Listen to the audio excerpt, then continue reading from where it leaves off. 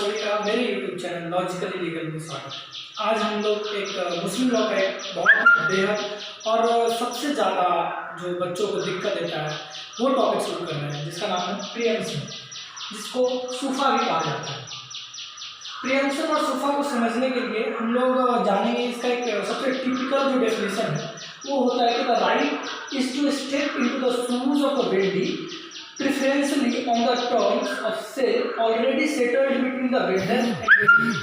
यानी कि ये क्या एक राइट है किसी भी व्यक्ति का कि अगर वेंडर और वेंडी के बीच कोई भी सेल या एक्सचेंज हो चुका है किसी भी इमूवेबल प्रॉपर्टी का, तब प्रीएम्प्टरी राइट जिसके पास है वो व्यक्ति जाकर के बोलेगा कि भाई साहब आप इस इमूवेबल प्रॉपर्टी को नहीं बेच सकते।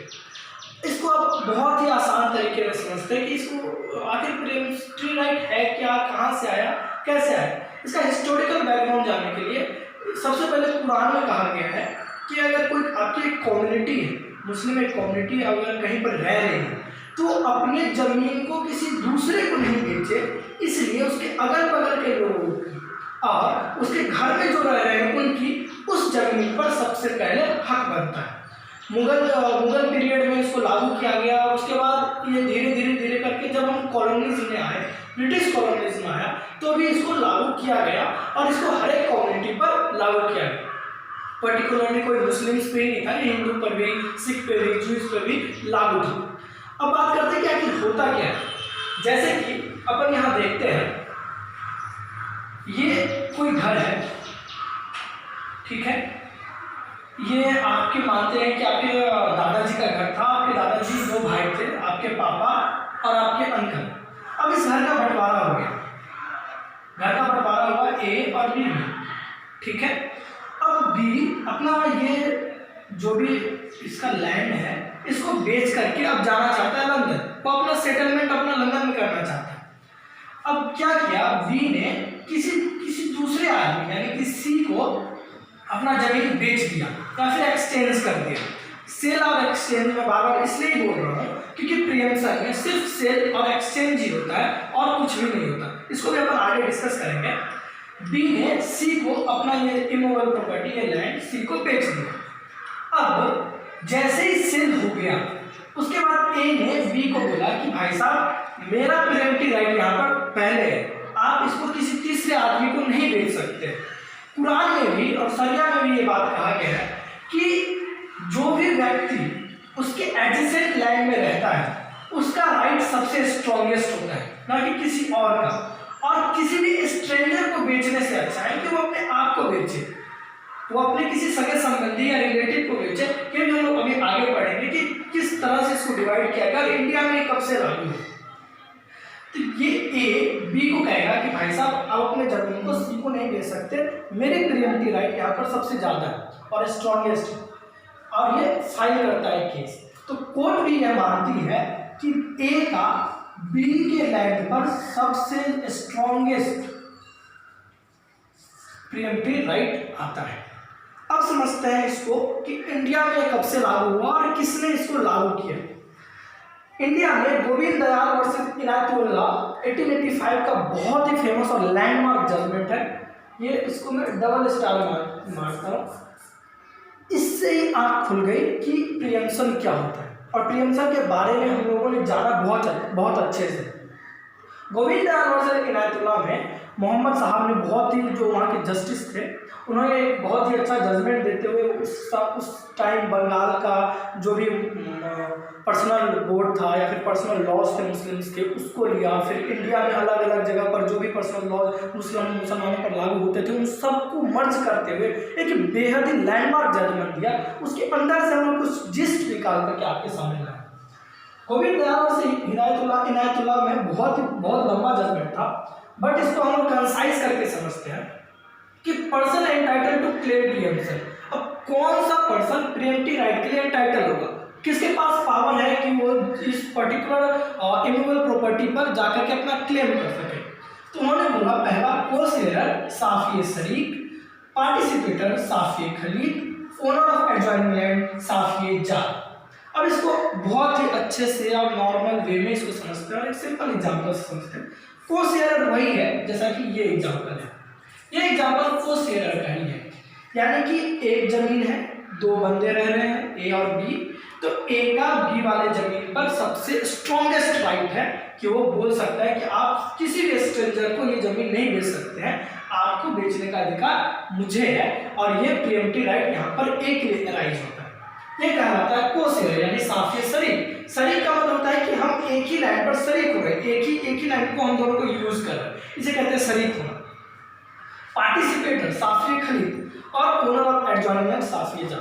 अब आप इजमेंट्री राइट पढ़े होंगे, यहाँ पर हम लोग इजमेंट्री राइट को भी जानेंगे कि आखिर पार्टिसिपेटर साफिय खरीद होता क्या है। एक व्यक्ति है जो कि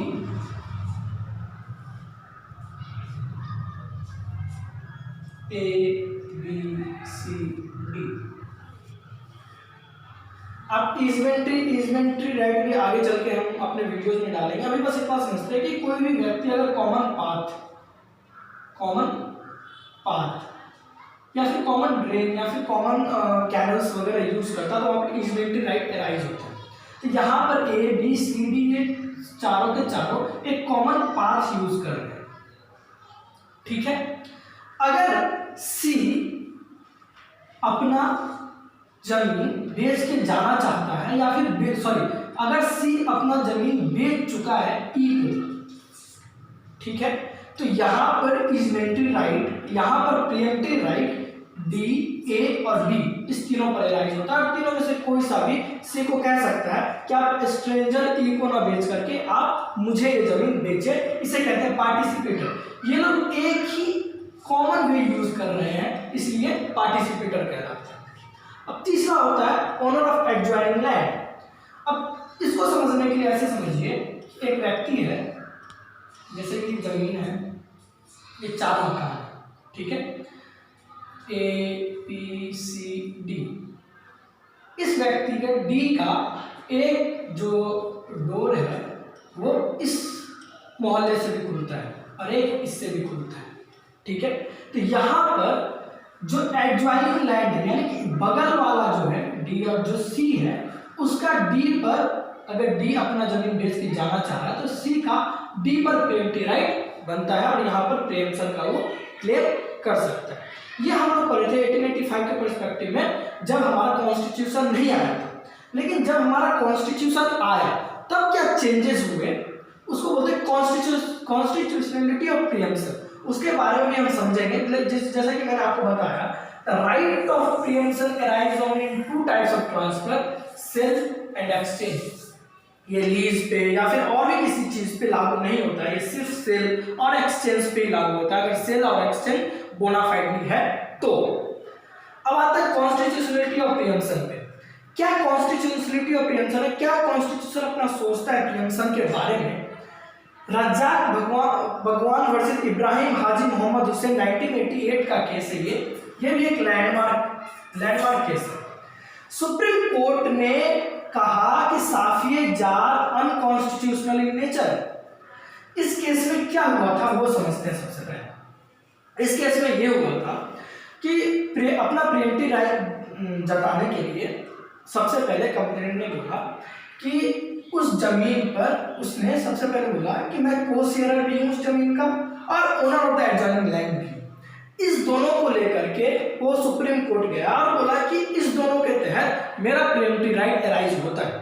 सुप्रीम कोर्ट ने बोला कि भाई साहब सुनिए, ओनर ऑफ एडजॉइनिंग लैंड ये हमारे आर्टिकल 19(1)(f) का वायलेशन करता है, इसलिए ओनर ऑफ एडजॉइनिंग लैंड को अनकॉन्स्टिट्यूशनल करार दिया गया। इसी केस में अनकॉन्स्टिट्यूशनल करार दिया गया और को-शेयरर वाले राइट को ये स्ट्रॉन्गेस्ट राइट माना है, strongest pre-emptive right. Sorry, hand writing थोड़ा खराब है, मैं सोच रहा हूँ कि जल्द से जल्द अपने हैंड राइटिंग को सही करूँ। आप देख सकते हैं कि यहाँ को-शेयरर का जो राइट है स्ट्रॉन्गेस्ट प्रीएम्प्टिव राइट माना गया। सुप्रीम कोर्ट ने यह बात बोली है। सुप्रीम कोर्ट ने बोला कि साफिये जार ये आर्टिकल 9(1)(f) का वायलेटिव है, इसलिए इसको अनकॉन्स्टिट्यूशनल घोषित कर दिया गया। लेकिन आपने देखा होगा कि को-शेयरर और ओनर ऑफ एडजॉइनिंग साफिये शरीक और साफिये जार के बारे में बताया गया, पर साफिया खरीद के बारे में नहीं बताया गया। पर जब हमने रिसर्च किया तो बहुत सारे हाई कोर्ट्स के द्वारा ये बताया गया कि कोस शेयरर और साफिया शरीक तो स्ट्रॉन्गेस्ट प्रीएम्प्टिव राइट है और owner of adjoining land Safia जा आर्टिकल 19(1)(f) के तहत अनकॉन्स्टिट्यूशनल है। लेकिन साफिया खरीद जो पार्टिसिपेटर है इसमें कहा गया कि अगर ये जो पाथ है, ये पाथ अगर प्राइवेट है, प्राइवेट पाथ है, अच्छे समझिए, अगर प्राइवेट पाथ है तब ये पार्टिसिपेटर साफिया खरीद प्रीएम्प्टिव राइट राइज होता है। लेकिन अगर पब्लिक पाथ है तो ये राइज नहीं होता।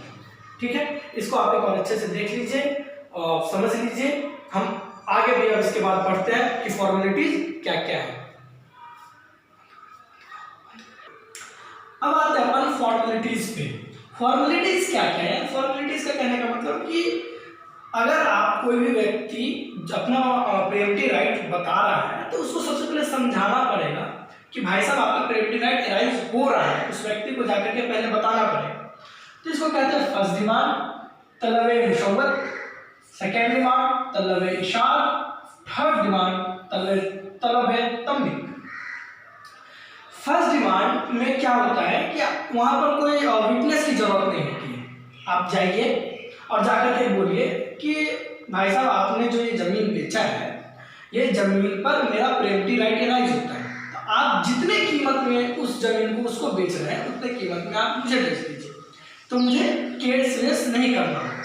तो फर्स्ट डिमांड में ओरली या रिटन कहा जा सकता है। इसमें कोई, मैंने यहाँ लिखा है not be made in the presence of witnesses, witnesses की कोई जरूरत नहीं है। लेकिन अब सामने वाला सुना नहीं या सामने वाले ने जवाब नहीं दिया तो हम लोग जाएंगे सेकेंड डिमांड पर, जिसे कहा गया तलबे इशार। इसमें क्या होगा, यहाँ पर प्रेजेंस जरूरी है टू विटनेसेस का, दो विटनेसेस का प्रेजेंस जरूरी है और साथ साथ वेंडर या फिर जिसने खरीदा है बायर, उसका प्रेजेंस यहाँ बहुत जरूरी है। शुड बी, इसलिए मैंने यहाँ यूज किया should be.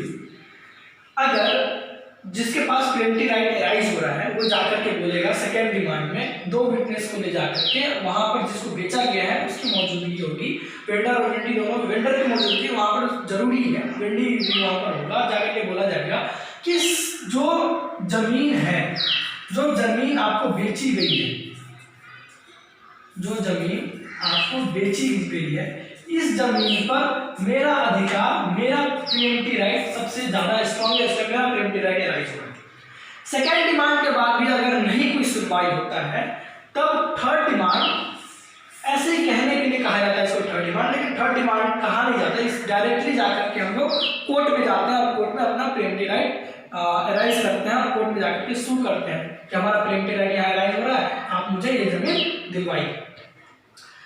Mehar Khan versus खुल्लम 1922 के केस में, ये भी मेरे जितने भी केसेस थे आपको बताए गए हैं, सब लैंडमार्क केसेस हैं। इस केस में कहा गया a decree of preemption can not be transferred by the preemptor.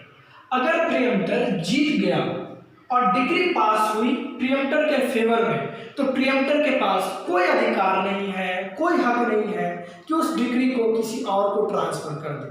अगर प्रीएम्प्टर ऐसा करता है तो उसे इनवैलिड घोषित किया जाएगा।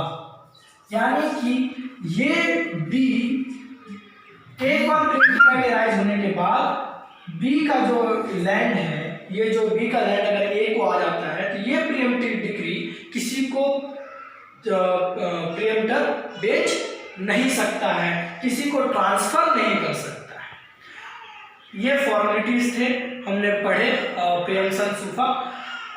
होप आपको अच्छा लगा हो। अगर अच्छा लगा तो लाइक, शेयर और कमेंट जरूर करें। आपके लाइक, शेयर और कमेंट से ही मुझे शक्ति मिलती है कि मैं अपने वीडियोस को और अच्छे से आपके सामने प्रस्तुत कर सकूं। Thank you.